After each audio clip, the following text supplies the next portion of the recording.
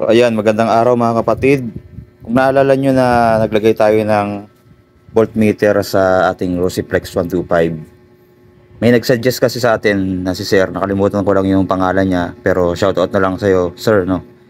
Dahil sinabi niya na dapat daw sa ignition switch natin, tinap yung wire ng ating voltmeter. Kasi nung una nating vlog ay siniswitch mo pa dito para mabuksan itong voltmeter. So ngayon, nilipat natin sa accessories wire ng ignition switch.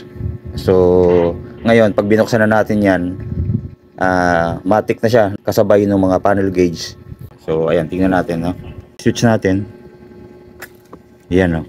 Magkakasabay na siya. So bali 12.7 kapag hindi pa umaandar yung makina. So try natin i-start. Ayan, pindutin natin. Yun. Ayan siya. So napakalakas nung battery. 14.5, 14.4. So nagbabago-bago. So napakalakas pa ng battery. Wow! Ayan. Naman sa panel.